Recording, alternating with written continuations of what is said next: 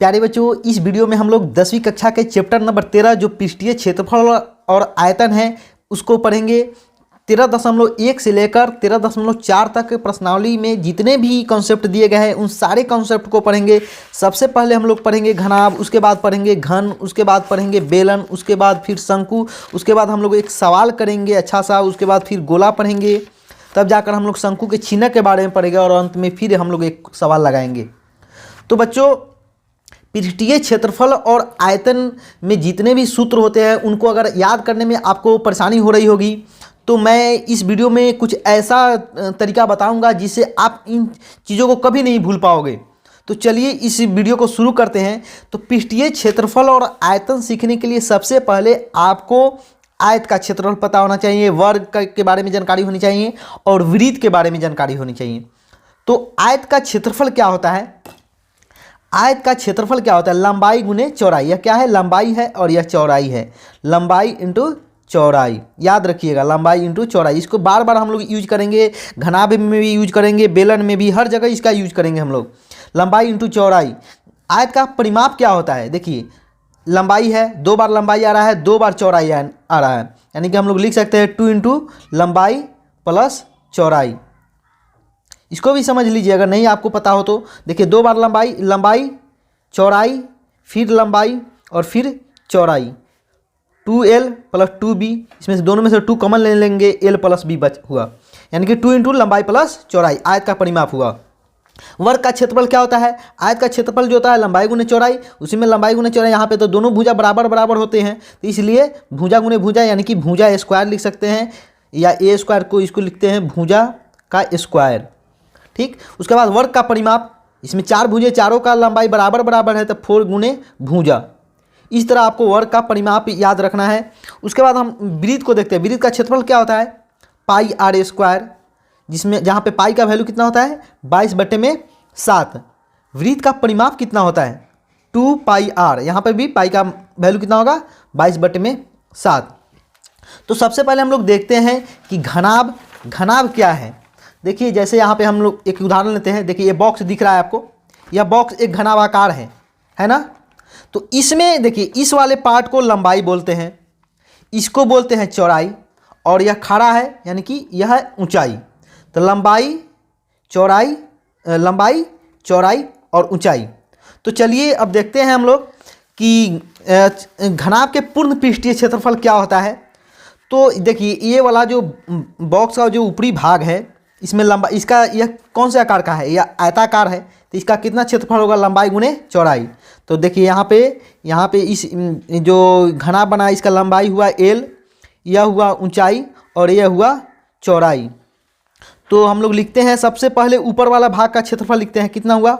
यहाँ पे हुआ, यह भी l है, तो लंबाई इंटू चौड़ाई l इंटू बी। अब बताइए, जो ऊपर वाला का जितना क्षेत्रफल होगा उतना है तो इसके नीचे वाले भाग का भी क्षेत्रफल होगा ना? तो इसको 2 से गुना कर सकते हैं।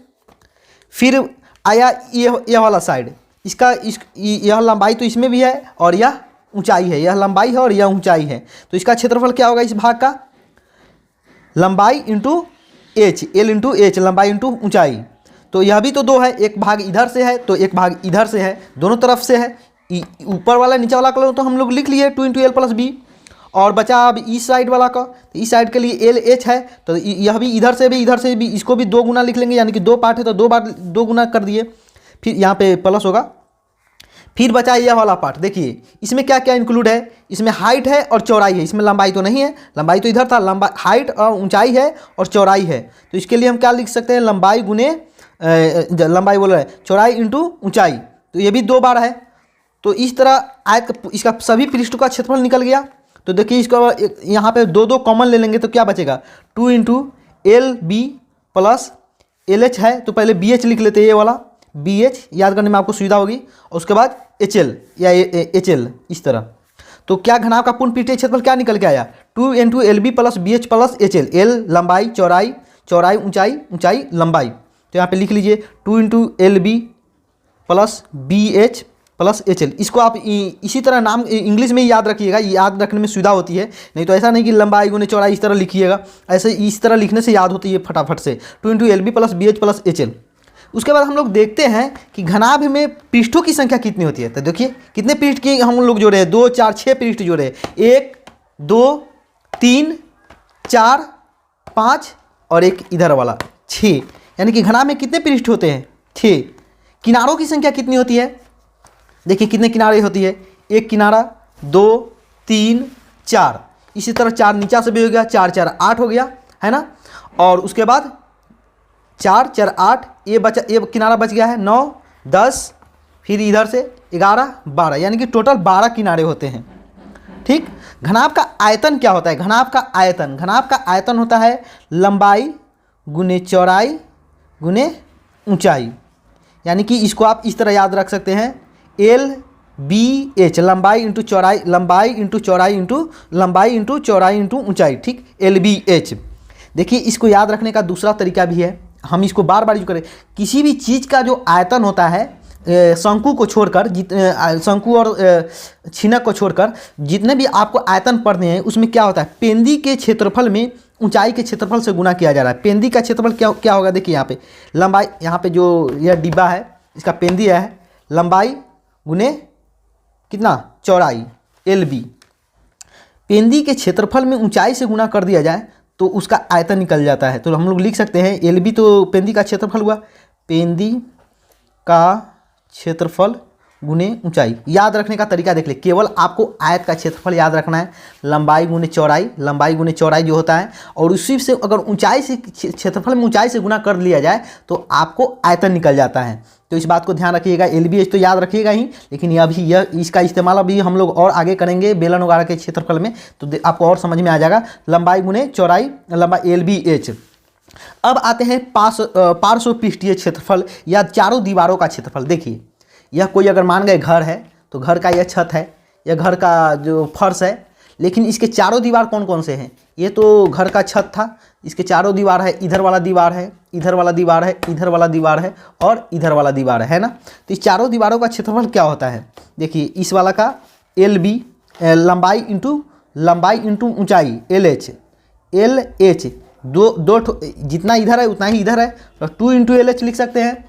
फिर यह इसका लिखना है, तो इसमें क्या है, इसमें ऊंचाई है और चौड़ाई है, तो ऊंचाई कितना H, चौड़ाई कितना BHB है ना, या BH लिख सकते हैं, 2 इंटू, तो इसी को हम लोग लिखते हैं 2, दोनों में से 2 कॉमन ले लेंगे, 2 इंटू देखिए यहाँ पे H भी कॉमन हो सकता है, H भी कॉमन ले सकते हैं, L प्लस B। इसको याद रखने के लिए सुविधा के लिए किसकी तरह लिखते हैं, 2 into L plus B into H, इसको इस तरह याद रखा जाता है। तो यह आपका घनाभ का, अभी तक हमने घनाभ के बारे में क्या क्या जाना, घनाभ में कितने पृष्ठ होते हैं, या ऑब्जेक्टिव क्वेश्चन में आपको हर बार पूछेगा। घनाभ के पृष्ठीय क्षेत्र पर किनारों की पृष्ठों की संख्या, किनारों की संख्या कहीं ना कहीं ऑब्जेक्टिव में यह जरूर पूछेगा आपको। किनारों की संख्या 12 होती है। घनाभ का पूर्ण पृष्ठीय क्षेत्रफल याद रखिएगा, 2 into LB plus BH plus HL। घनाभ का पार्श्व पृष्ठीय क्षेत्रफल या चारों दीवारों का क्षेत्रफल पूछे तो 2 into L plus B into H। और घनाभ का आयतन तो मोस्ट इंपॉर्टेंट है, LBH, लंबाई गुने चौड़ाई गुने ऊंचाई। चलिए इसी के आधार पर अब हम लोग घन के बारे में पढ़ते हैं। घन में भी तो घन क्या होता है, जो यह बॉक्स है, यह इसके लंबाई चौड़ाई ऊंचाई सब बराबर हो जाए तो यह घन हो जाएगा। तो घन में भी तो उतने ही किनारे हो जाएंगे। घन में भी पृष्ठों की संख्या 6 ही होंगे। देखिए यहाँ पे ऊपर वाला पृष्ठ, नीचा वाला पृष्ठ, उसके बाद दोनों साइड वाला और फ्रंट वाला, इधर वाला, यानी कि पृष्ठ की संख्या 6 हुए, किनारों की संख्या भी 12 होंगे। घन के पूर्ण पृष्ठीय क्षेत्रफल क्या होगा, देखिए घनाभ का पूर्ण पृष्ठीय क्षेत्रफल क्या था, हमने इधर वाला पार्ट का जोड़ा था घनाभ में। देखिए ये वाला पार्ट जोड़ा था, पीछा वाला, इसके पीछे वाला, ऊपर वाला, नीचे वाला और दोनों साइड वाला, ये सभी के क्षेत्रफल जोड़े थे। लेकिन यहाँ पे देखिए, यहाँ पे बहुत आसानी है। यहाँ पे अगर भुजा सबके तो बराबर होंगे, तो इसके लंबाई इंटू चौड़ाई होगा। मान गए इसका क्षेत्रफल निकालते हैं तो क्या होगा, A गुने A, यानी कि A स्क्वायर। वर्ग का क्षेत्रफल क्या होता है, भुजा स्क्वायर। तो यहाँ यानी कि सबका क्षेत्रफल तो भुजा स्क्वायर ही होगा, A इंटू A सबका होगा। तो यानी कि हम लोग लिख सकते हैं 6 इंटू भुजा स्क्वायर, मानी भुजा के स्क्वायर में 6 पृष्ठ है तो 6 बार गुना कर दिए। जैसे एक पृष्ठ का क्षेत्रफल कितना आया, भुजा स्क्वायर आया सीधे, यानी कि A स्क्वायर आया, A स्क्वायर। इसी A स्क्वायर को 6 बार गुना कर दिए तो 6 गुने भुजा स्क्वायर आ गया। इसमें अगर चारों दीवार का क्षेत्रफल पूछे तो एक दीवार का क्षेत्रफल तो है A स्क्वायर, तो 4 दीवार का क्षेत्रफल कितना होगा, 4 गुने भुजा स्क्वायर, यानी कि 4 गुने भुजा स्क्वायर। यहाँ पे इसको आप नहीं लिखिएगा, 4 गुणे भुजा स्क्वायर, 4a स्क्वायर या 4 गुणे भुजा स्क्वायर।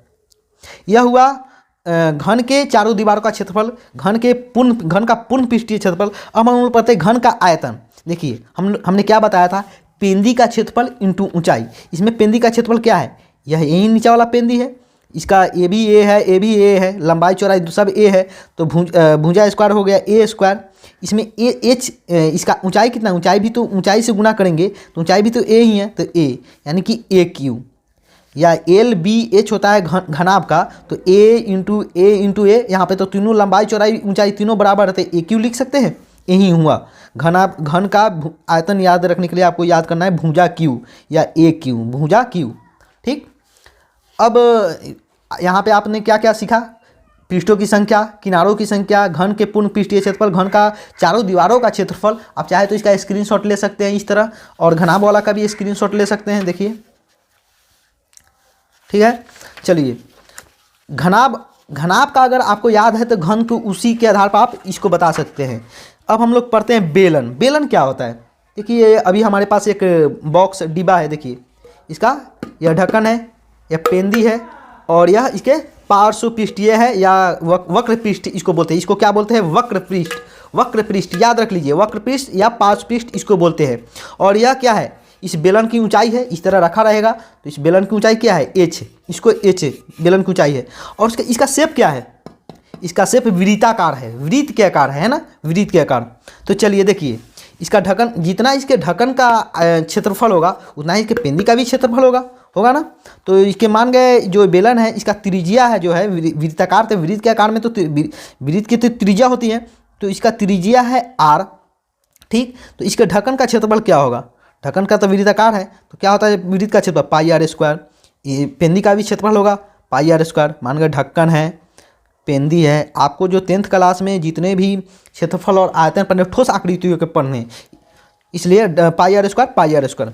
चलिए अब इसका पढ़ते हैं बेलन का आयतन क्या होता है। आयतन होता है पाई आर स्क्वायर एच। यहाँ पे देखिए हमने क्या बताया था, पेंदी का क्षेत्रफल, पेंदी का क्षेत्रफल किसी भी जो अभी तक अब हम पढ़ रहे हैं बेलन, घनाभ, घन, इस सब में पेंदी का क्षेत्रफल को अगर ऊंचाई से गुना कर दिया जाए, पेंदी के क्षेत्रफल में अगर ऊंचाई से गुना कर दिया जाए तो आपको बेलन का आयतन निकल जाता है। तो देखिए पेंदी का क्षेत्रफल, पेंदी तो वृत्ताकार है, वृत्त का क्षेत्रफल क्या पाई आर स्क्वायर, इसका ऊंचाई, और इस बेलन का ऊंचाई कितना है, एच है, तो एच यानी कि पाई आर स्क्वायर एच जो आ गया यहाँ पे, यह क्या है, एच ऊंचाई है। ठीक, अब देखिए बेलन का वक्र पृष्ठीय क्षेत्रफल, यह क्या है, वक्र पृष्ठीय क्षेत्रफल है। तो आयतन याद रखने के लिए आप सिंपल अगर वृत्त, देखिए वर्ग का, आयत का क्षेत्रफल अगर आपको याद हो, वृत्त का क्षेत्रफल याद हो, तो इससे आप आयतन आराम से जितने भी लगभग है लगभग सारे याद रख सकते हैं इसी के आधार पे।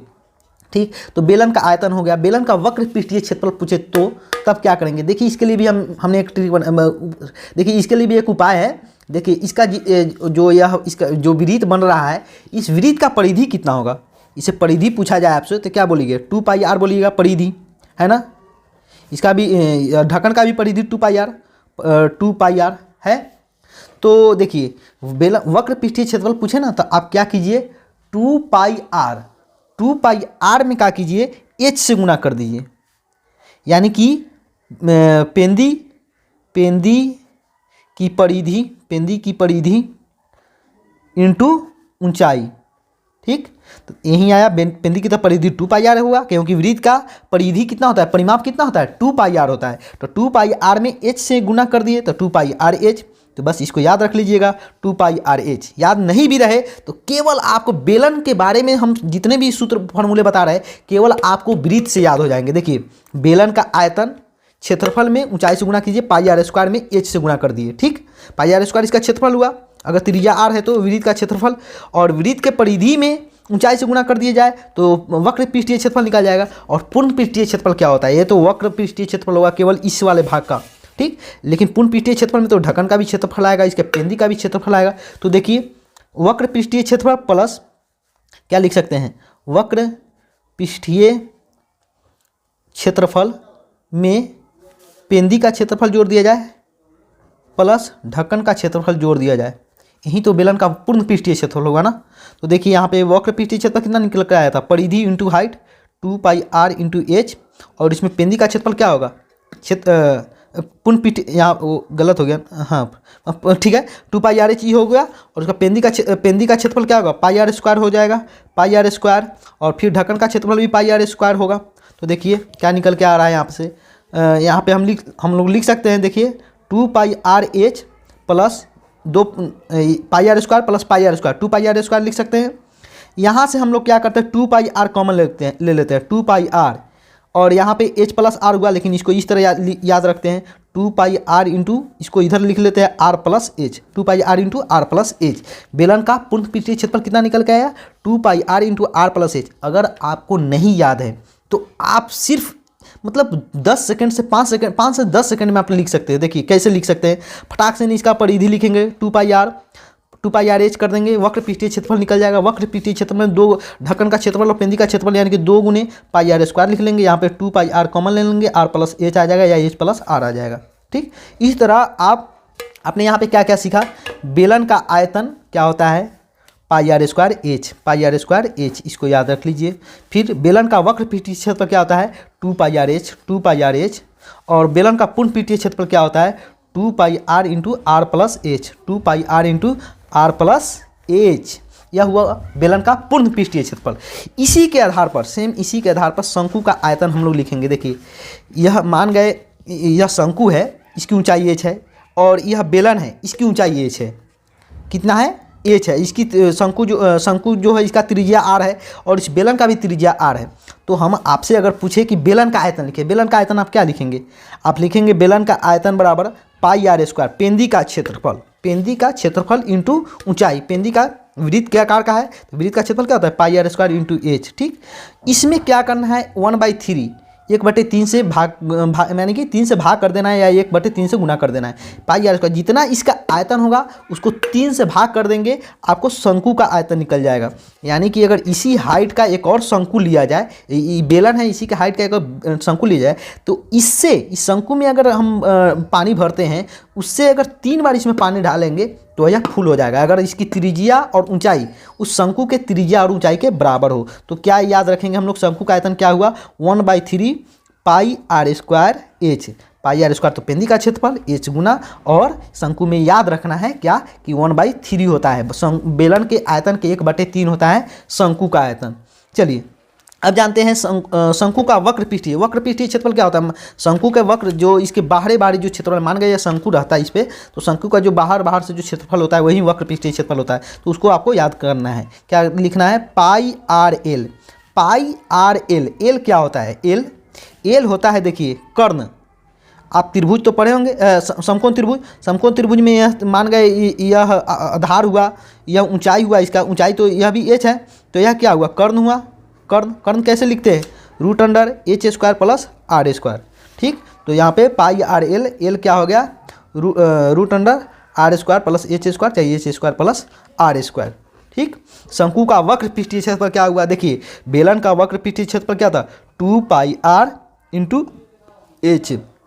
2 पाई आर परिधि है, 2 पाई आर इसका परिधि था वृत्त का, और उसमें एच कर दिए। यहाँ पे देखिए, यहाँ पर 2 पाई नहीं हुआ, यहाँ पे पाई हो रहा है और एल आ रहा है, एक नया चीज़ आ रहा है, एल। तो इसको एल को तिर्यक ऊंचाई बोलते हैं, लिख लीजिए। देखिए 2 पाई, यहाँ पे लिखते हैं 2 पाई, गलत हो गया, यहाँ पे पाई आर एल, एल क्या हो गया, एल आपका हो गया तिर्यक ऊंचाई, इसको आपको याद रखना है। शंकु का वक्र पृष्ठीय क्षेत्रफल आया पाई आर एल, एल जहाँ पे तिर्यक ऊंचाई है, तिर्यक ऊंचाई निकालते कैसे हैं, आर कैसे निकालते हैं, √R square plus H square. कहाँ से आर स्क्वायर एच स्क्वायर आता है ये भी बता दिया हमने। जैसे देखिए शंकु है, इसका आर है, इसी को तिर्यक ऊंचाई बोलते हैं, यही है तिर्यक ऊंचाई। यह क्या है, तिर्यक ऊंचाई।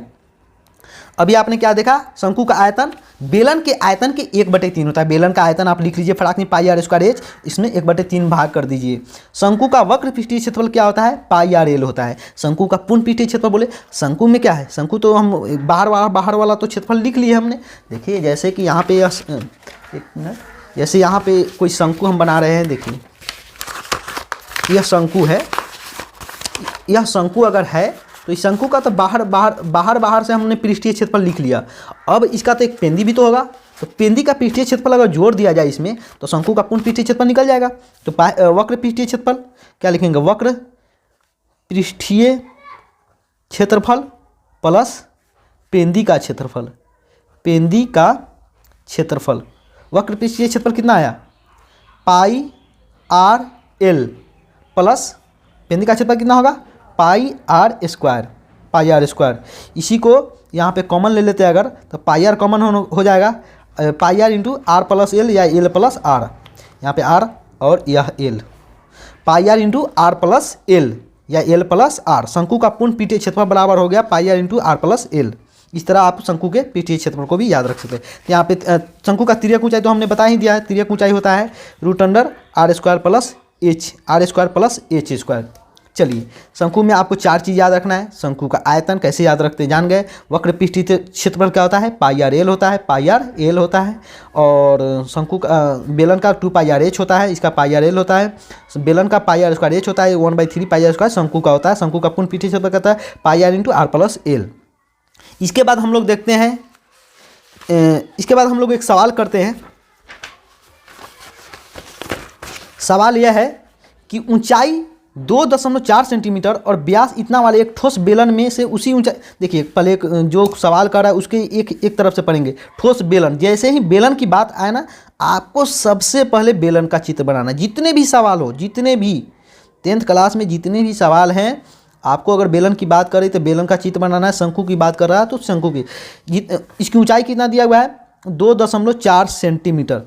और व्यास, देखिए एक चीज़ और ध्यान रखिए, कहीं भी व्यास दिया हो, जैसे व्यास दिया हुआ 1.4 दिया हुआ है व्यास, तो इसको हमेशा जैसे ही क्वेश्चन मिले उसी समय आपको इस तरह भाग कर देना है 2 से। व्यास का आधा त्रिज्या होता है, तो कितना हुआ, 2 × 14 यानी कि 0.7 सेंटीमीटर। त्रिज्या कितना निकल के आया, आर बराबर इतना। डायरेक्ट लिख लीजिएगा, यानी कि बाद में हम भाग कर लेंगे, नहीं, आर आपको उसी समय लिख लेना है। इसे गलत नहीं होता है, आंसर गलत नहीं आ पाता है। चलिए, उसके बाद लिख रहा है कि ठोस बेलन में उसी ऊंचाई और उसी व्यास का एक और शंक्वाकार खोल काट लिया जाता है। देखिए, अब जो आपको ठोस है, आपको जितने भी 10th क्लास में जितनी भी आकृतियाँ पढ़ी सभी ठोस है। इसमें से क्या किया जा रहा है, एक शंकु काट लिया जा रहा है, शंकु। इसमें से शंकु इसमें से शंकु के आकार का निकाल लिया गया बाहर।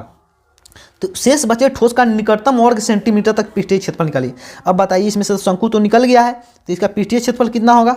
तो पृष्ठीय क्षेत्रफल में अब इसका वक्र पृष्ठीय क्षेत्रफल होगा बेलन का, क्या होगा, लिखिए, बेलन का वक्र पृष्ठीय क्षेत्रफल, वक्र पृष्ठीय क्षेत्रफल, ठीक, बाहर वाला क्षेत्रफल था। अभी इसका पेंदी तो बचा हुआ है, तो पेंदी का भी क्षेत्रफल होगा, प्लस पेंदी का क्षेत्रफल, पेंदी का क्षेत्रफल। और एक चीज़ और बचा, शंकु का क्षेत्रफल, शंकु के वक्र पृष्ठीय क्षेत्रफल। यही नहीं कि पूरा क्षेत्रफल, नहीं, पेंदी तो इसका शंकु, अब जो शंकु है उसका पेंदी गायब है, बेलन का ढक्कन गायब था, शंकु का पेंदी गायब है। तो शंकु का वक्र पृष्ठीय क्षेत्रफल, शंकु का वक्र पृष्ठीय क्षेत्रफल, शंकु का वक्र पृष्ठीय क्षेत्रफल क्या होता है, पाई आर एल। पूर्ण पृष्ठीय क्षेत्रफल नहीं लिखेंगे क्योंकि इसका पेंदी गायब है। जो शंकु था इसका पेंदी गायब है, जो बेलन था उसका ढक्कन गायब है। देखिए, जो बेलन था उसका ढक्कन गायब है, और इसके अंदर जो शंकु निकाला गया है, ठोस था, यह हमारा डिब्बा तो खाली है, इसके अंदर ठोस था तो इसके शंकु तो निकाल लिया गया है, और इसलिए इसका ढक्कन गायब हो गया है। और उसी तरह जो शंकु बना है उसका बेलन गायब है, उसका भी पेंदी गायब है। तो शंकु का, चलिए यहाँ पे लिखते हैं, बेलन का वक्र पृष्ठीय क्षेत्रफल क्या होता है, परिधि का परिमाप क्या होता है, 2 पाई आर इंटू एच, यही वक्र पृष्ठीय क्षेत्रफल होता है। याद नहीं भी है तभी काम चल सकता है। 2 पाई आर होता है परिधि, 2 पाई आर में एच से गुना कर देंगे, इसका वक्र पृष्ठीय क्षेत्रफल हो गया, प्लस पेंदी का क्षेत्रफल निकालना है। पेंदी का क्षेत्रफल क्या होगा, पाई आर स्क्वायर होगा, यही तो है। शंकु का वक्र पृष्ठीय क्षेत्रफल क्या होगा, वक्र पृष्ठीय क्षेत्रफल आपको याद रखना है, क्या होता है, पाई आर एल। क्या होता है, पाई आर एल। एक चीज़ और यहाँ पे और सीखिए, देखिए, आपको 10th क्लास में जितने भी क्षेत्रफल बनाना है या आयतन बनाना है, आयतन के सवाल बनाने हैं, वहाँ पे सबसे पहले आप इस तरह आपको लिख लीजिए जो भी दिया हुआ है फार्मूला को। उसके बाद आप इसमें से कॉमन ले लीजिए। कॉमन ये नहीं कि डायरेक्ट मान ही दे दे, नहीं, इसमें से जो कॉमन होने वाला है उसको ले लीजिए, पहले कॉमन ले लीजिए। पाई आर कॉमन होने वाला है, यहाँ पे भी पाई आर, यहाँ पे भी पाई आर, तो पाई आर बाहर निकाल लेते हैं। क्या इतना बता, 2h बचा, यहाँ पे कितना बचा, r बचा, यहाँ पे कितना बचा, l बचा, l। तो देखिए यहाँ पे आप रख देते हैं, पाई का मान कितना हुआ, 22/7, त्रिज्या कितना आया था, देखिए इसलिए डायरेक्ट हमने त्रिज्या लिखा। त्रिज्या आया था 0.7 इंटू 2h, h कितना है 2.4 h है ना, प्लस r कितना है 0.7 प्लस l बचा है, l निकालिए। l तो अभी हम लोग नहीं निकाले ना। l बराबर क्या होगा r² प्लस h²। r कितना है r² प्लस h²। l बराबर देखिए और से देखिए l बराबर r² √r² प्लस h²। कर्ण सिंपल समकोण त्रिभुज का जो कर्ण था वही l है। रूट r कितना है 0.7 का स्क्वायर प्लस h कितना है 2.4 का स्क्वायर कितना होगा 7 सत्ते 49, 2 अंक बाद दशमलव पड़ जाएगा, प्लस 24 576, 2 अंक बाद यहाँ पे भी दशमलव पड़ेगा। यहाँ पे देखिए 9 6 15, 7 3 10 11 1 12 और 5 1 6 कितना हुआ 25 25 625। याद रखिएगा आप 25 का स्क्वायर याद रखिएगा, 24 का स्क्वायर याद रखिएगा, 25 25 525, 24 24 576, 25 25 625, 24 24 576, इस तरह आपको याद होना चाहिए क्योंकि बार बार आएगा आपको क्षेत्रफल वाले और आयतन वाले सवाल में। तो यहाँ कितना हुआ 2.5 सेंटीमीटर में दिया हुआ तो सेंटीमीटर। चलिए यहाँ पे अब लिख लेते हैं 2.5, डायरेक्ट सेंटीमीटर बाद में लिख लेंगे हम। 7 से खत्म कटा कितना मरतबे 0.1 मरतबे कट गया। अब 22 को 0.1 से गुना करते हैं कितना आएगा 22 2.2 आएगा। उसके बाद देखिए यहाँ पे 24 दूना 48, 4.8 प्लस 0.7 प्लस 2.5, 2.2 को इधर आने देते हैं, इस सब को जोड़ लेते हैं कितना हो जाएगा 7 14 15 5 20 0 हाथ में 2 2 4 2 6 1 7 कितना आया 7 आया। 2.2 को 7 से गुना कीजिए कितना आएगा 7 दूनी 14 7 दूनी 14 1 15। यहाँ पे शायद जोड़ने में गलत हो गया है, देखिए यहाँ पे 7 4 14 15 5 20 के 0 हाथ में 2 4 2 6 4 2 6 2 8 होगा यहाँ पे ना 8। इसको अब गुना 8 से 8 दूनी 16 8 दूनी 16 के 6 8 दूनी 16 1 17 यानी कि 17.6 क्या आया सेंटीमीटर में था। तो सेंटीमीटर स्क्वायर बहुत ज़रूरी है, सेंटीमीटर स्क्वायर मीटर स्क्वायर या जो भी मात्रक दिया रहो उस मात्रक के स्क्वायर में लिखना क्षेत्रफल को बहुत ज़रूरी है, और आयतन को जो भी मात्रक दिया उसके क्यूब में। चलिए इसके बाद हम लोग देखते हैं गोला। अभी तक हमने पढ़ा घनाभ घन शंकु और बेलन।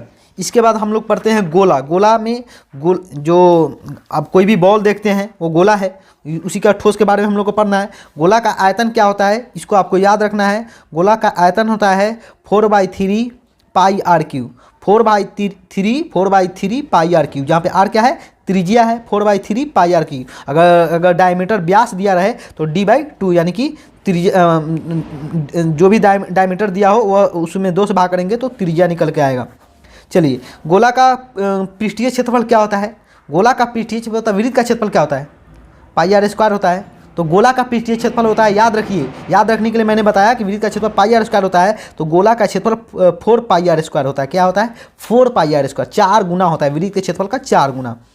अर्धगोला के बारे में बात किया जाए तो अर्धगोला का गोला मान गए गोला है, इस गोला को आधा से काट देते हैं। गोला को आधा से काटने के बाद कैसा मिलेगा, ऐसा कुछ आकृति मिलेगा।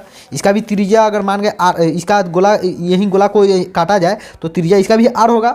अर्धगोला का आयतन क्या होगा, जो गोला का आयतन उसका आधा। गोला का आयतन कितना था 4/3 पाई आर क्यू था ना। इसमें 2 से भाग करेंगे, 2 से भाग करेंगे तो क्या होगा 2 से 2 कट जाएगा यानी कि 2/3 पाई आर क्यू। गोला का सिर्फ आपको याद रखना है, गोला का याद रखना है 4/3 पाई आर क्यू, उसी से आपको याद हो जाएगा। बस 4 को 2 कर देना, 2 से भाग कर देना है तो बस 2/3 पाई आर क्यू गोल अर्धगोला का आयतन हो गया। अर्धगोला का पृष्ठीय क्षेत्रफल बताइए, गोला का तो पूर्ण पृष्ठीय तो 4 पाई आर स्क्वायर, तो अर्धगोला का क्या 2 पाई आर स्क्वायर होगा। 2 पाई आर स्क्वायर नहीं, इसमें 2 पाई आर स्क्वायर तो होगा लेकिन ढक्कन भी तो अब हो जाएगा, अब इसका जो ऊपर वाला सतह भी तो हो जाएगा ना। ऊपर वाला सतह का क्षेत्रफल क्या होगा पाई आर स्क्वायर हो जाएगा यानी कि 3 पाई आर स्क्वायर। अर्धगोला का पूर्ण पृष्ठीय क्षेत्रफल हो गया 3 पाई आर स्क्वायर। इसको याद रखिएगा 3 पाई आर स्क्वायर। वक्र पृष्ठीय क्षेत्रफल क्या होगा, बस केवल बाहर वाला जो बाहर से जो बाहर वाला जो क्षेत्रफल होता है ना, जैसे कि बेलन में था जो बाहर वाला क्षेत्रफल था उसी को वक्र पृष्ठीय क्षेत्रफल बोलते हैं। उसी तरह शंकु में था, उसी तरह आपको अर्धगोला में भी, अर्धगोला में सिर्फ कितना हो जाएगा 2 pi R square, 2 pi R square, 2 pi R square. इसके बाद हम लोग को पढ़ना है जो बहुत ही यूनिक चैप्टर है इस क्लास में, शंकु का छीनक। शंकु का छीनक क्या होता है? देखिए, शंकु है, इस शंकु को क्या किया हमने, यहाँ से काट दिया। इस शंकु की हाइट मान गए h1 था, h1 था। इसको काटने के बाद यहाँ पे h2 बचा। क्या बचा? h2। तो इस जो कटा हुआ भाग है, देखिए यह कटा हुआ भाग है, इसी को शंकु का छीनक बोला जाता है। जैसे देखिए यहाँ पे यह शंकु था, मान गए यह कटा हुआ भाग है, ऊपर वाला भाग तो अभी भी शंकु ही है, तो इसका तो क्षेत्रफल वगैरह निकालना, आयतन वगैरह हम लोग निकालना सीख लें। लेकिन इस भाग का क्या होगा? तो चलिए मान गए इस भाग का जो हाइट है, ऊंचाई है, इसका ऊंचाई शंकु के छीनक का h है। अब इसमें दो त्रिज्या है। देखिए नीचा वाला त्रिज्या तो बड़ा है, ऊपर वाला त्रिज्या छोटा है, तो इसको R1 नाम देते हैं। क्या देते हैं नाम? R1। इसको R2 नीचा ही लिखना चाहिए, R1 R2। ठीक, R1 R2। तो शंकु के छीनक का जो आयतन होता है, अब बताइए बेलन का शंकु का आयतन क्या होता है? पाई आर स्क्वायर h में 1/3 से भाग देते हैं, यही होता है ना। देखिए इसी से हम इसको भी याद रखेंगे। कैसे रखेंगे? शंकु के छीनक का आयतन को कैसे याद रखेंगे? 1/3 पाई h। पाई h तो इसमें भी है, इसमें भी पाई है, इसमें भी h है। जो शंकु का छीनक का h दिया रहेगा, और r यहाँ पे दो r हो गया है। इसके लिए अब हमको क्या करना पड़ेगा? R1 का स्क्वायर प्लस R2 का स्क्वायर प्लस R1 R2, इस तरह। बस शंकु के छीनक शंकु का आयतन याद रहेगा, आपको यह भी याद हो जाएगा 1/3 पाई h इंटू R1 का स्क्वायर प्लस R2 का स्क्वायर प्लस R1 R2। शंकु के छीनक का वक्र पीठीय क्षेत्रफल क्या होगा? देखिए बेलन शंकु का वक्र पीठीय क्षेत्रफल क्या था? पाई आर एल था। यहाँ पे भी पाई एल तो यहाँ पे भी रहेगा, पाई एल तो यहाँ पे भी रहेगा। यहाँ पे जो R था वह यहाँ पे 2R है, तो यहाँ पे R1 प्लस R2, इस तरह pi L into R1 plus R2। शंकु के छीनक का वक्र पीठीय क्षेत्रफल, वक्र पीठीय क्षेत्रफल जो बाहर से जो शंकु बना है उसके बाहर के क्षेत्रफल जो होगा वही वक्र पीठीय क्षेत्रफल हो गया।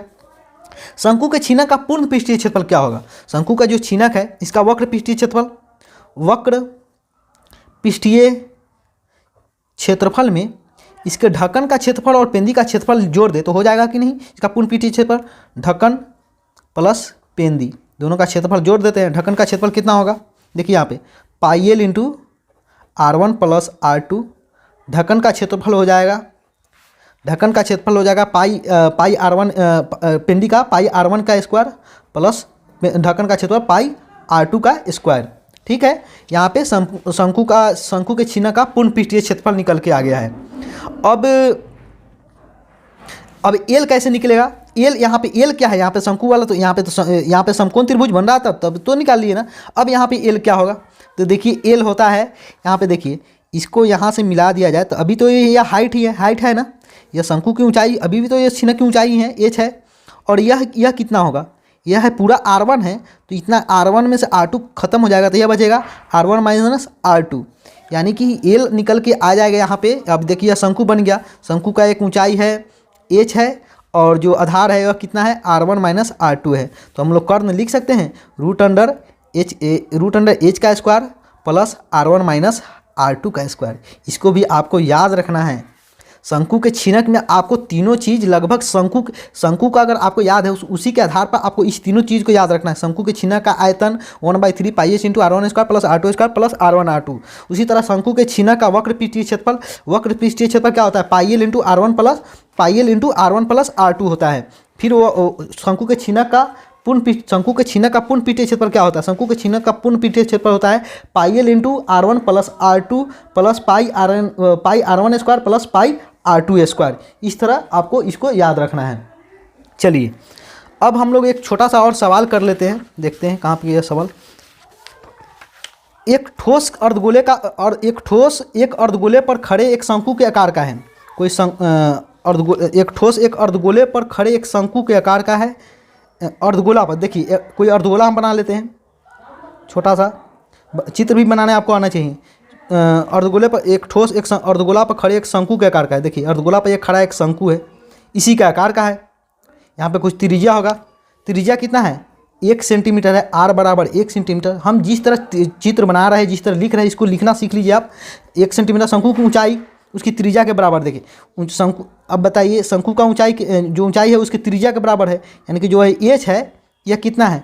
ये भी 1 सेंटीमीटर है। शंकु की ऊंचाई उसकी त्रिज्या के बराबर है। उस ठोस का आयतन पाई के पदों में ज्ञात करिए। अब बताइए अर्धगोला का आयतन क्या होता है?